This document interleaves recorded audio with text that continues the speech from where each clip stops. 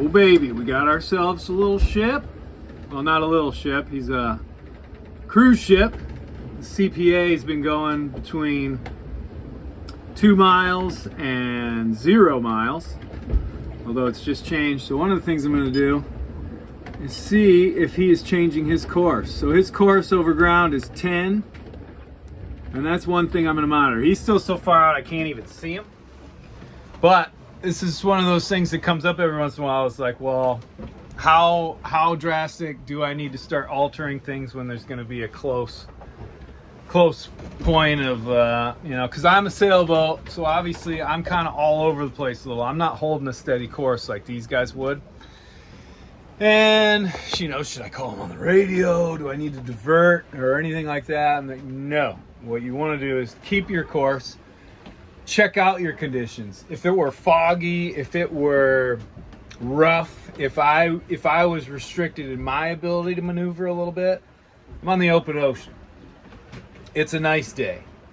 I can easily bear away or head up or even tack or jibe if I needed to. So that gives me a huge amount of mobility.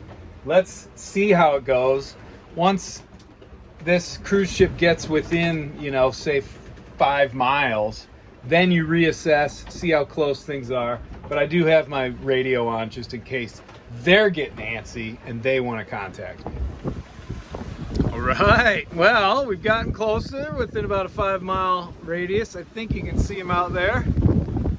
Little tiny ship on the horizon. Well, the AIS is great, and it's giving me a CPA of like 1.5 miles now. I'm gonna cut in front of him. But there's also other tools that are a little more bedrock, a little more fail-safe, and I think should also be utilized in these sort of situations. First and foremost, the hand-bearing compass. Peel your way through that, and we can see exactly, I don't know if you can actually see it or not, but you peer through that little glass, line it up, and essentially you can take a bearing every couple of minutes and see if it's a constant bearing. You know you're on a collision course. Now these sweet babies are a little banged up, but they work great. And one of the things you can do with a good pair of binoculars, especially during the daytime, but also at night with the nav lights, is check to see what the silhouette of the boat is looking like. When I first saw this ship, I could see its starboard side facing me. Now I see its bow, and I'm about to see its port side, which means I'm going to cross well in front of him and go on my merry way. So binoculars, hand-bearing compass, it's basically all you need. I think sort of the last note on the whole collision avoidance thing, especially out at sea, is not to overreact too early.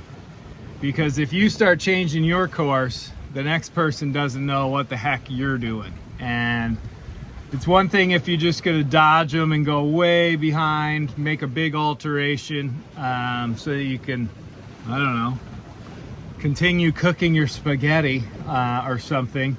But obviously you wouldn't alter your course, think you're safe, and then go back to sleep. Anytime there's other ships around, especially as a solo sailor, you have to stay up. There's no ifs, ands, or buts about that one.